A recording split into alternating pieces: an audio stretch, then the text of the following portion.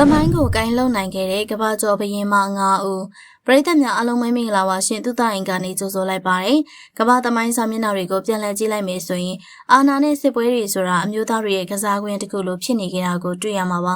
ဒါပေမဲ့အဲ့ဒီအစီအမင်းတွေကိုချိုးဖောက်ပြီးတော့ကဘာမြေပုံကိုပြန်ဆွဲခဲ့တဲ့အမျိုးသားဘရင်တွေတောင်ဒူးထောက်ခဲ့ရတဲ့တမန်နီအမျိုးသမီးတွေပေါ်ထွန်းခဲ့ပူပါတယ်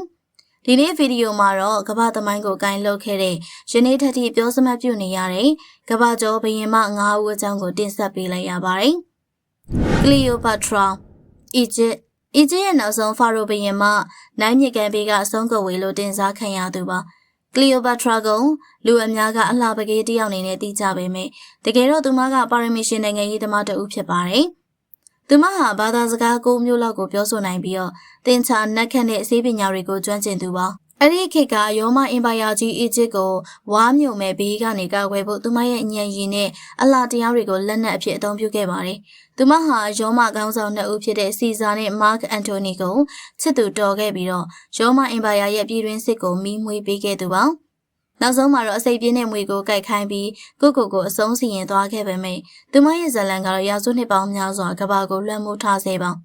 ဝူဇီတျန်တရုတ်နှစ်ပေါင်းထောင်ချီရဲ့တရုတ်သမိုင်းမှာအီဂရစ်ဘွဲကိုခံယူခဲ့တဲ့တဦးတည်းသောအမျိုးသမီးကတော့ဝူဇီတျန်ပဲဖြစ်ပါတယ်။သူမရဲ့ဘဝကဒဏ္ဍာရီဆန်ပါတယ်။နန်းတွင်ကိုလို့တော်အစဉ်ကနေတရုတ်ပြည်တစ်ခုလုံးကိုအုပ်စိုးတဲ့ဘရင်မဖြစ်လာခဲ့ရပါ။သူမဟာအာဏာရဖို့အတွက်ကိုသားသမီးအရင်ကိုတောင်တည်ရဲတယ်လို့သမိုင်းဆရာတချို့ကဆွဆွဲကြပါတယ်။ဒါပေမဲ့သူမအုပ်ချုပ်တဲ့ကာလမှာတရုတ်နိုင်ငံဟာစီးပွားရေးစစ်ရေးတိုးတက်ခဲ့ပါတယ်။သူမဟာအရေးချင်းရှိသူကိုနေရာပေးတဲ့စာမေးပွဲစနစ်ကိုပြုပြင်ပြောင်းလဲခဲ့ပြီးတော့တရုတ်ပြည်ကိုရွှေခေတ်ရအောင်ပို့ဆောင်ပေးခဲ့ပါတယ်။အမျိုးသမီးဆိုရင်အိမ်မှုကိစ္စပဲလုပ်ရမယ်ဆိုတဲ့ကွန်ဖျူးရှက်ဝါဒကြီးစိုးတဲ့ခေတ်မှာအမျိုးသမီးတစ်ယောက်ကကောင်းကင်ဘုံရဲ့သားတော်နေရာကိုယူပြီးတော့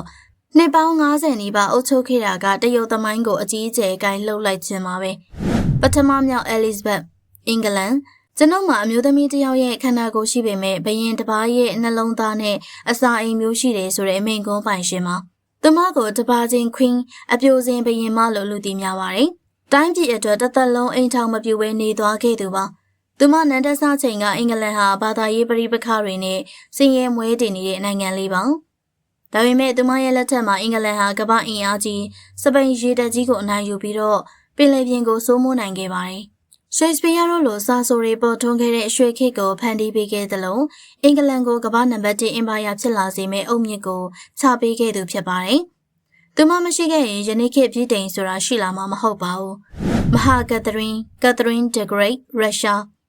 သူမကမူလကရုရှားလူမျိုးမဟုတ်ပါဘူး။ဂျာမန်မင်းသမီးလေးတစ်ပါးပါ။ဒါပေမဲ့ရုရှားဘုရင်နဲ့လက်ထပ်ပြီးနောက်မှာတော့ရုရှားထပ်ဖို့ချစ်တဲ့ရုရှားဘုရင်မှဖြစ်လာခဲ့ပါတယ်။သူမရဲ့ခင်ပွန်ဇာဘရင်ပီတာIIIကအရေးချင်းညံဖြစ်လွန်တာကြောင့်ကက်သရင်းဟာ17နှစ်ပေါင်းပြီးတော့အာဏာသိမ်းပွဲဆင်နွှဲကခင်မွန်းကိုနမ်းချခဲ့ပါတယ်။သူမလက်ထက်မှာရုရှားနိုင်ငံကဥရောပရဲ့အင်အားအကြီးဆုံးနိုင်ငံတစ်ခုဖြစ်လာပါတယ်။ပိုလန်၊ခရိုင်းမီးယားစတဲ့နယ်မြေတွေကိုသိမ်းပိုက်ပြီးတော့ရုရှားမြေပုံကိုချဲ့ထွင်ခဲ့ပါတယ်။ပညာရေးအမှုပညာကိုအားပေးခဲ့ပြီးရုရှားကိုခေတ်မီနိုင်ငံဖြစ်အောင်ပြောင်းလဲခဲ့တဲ့မဟာကက်သရင်းပါပဲ။ဝီတိုရီယာဘရင်မ Queen Victoria UK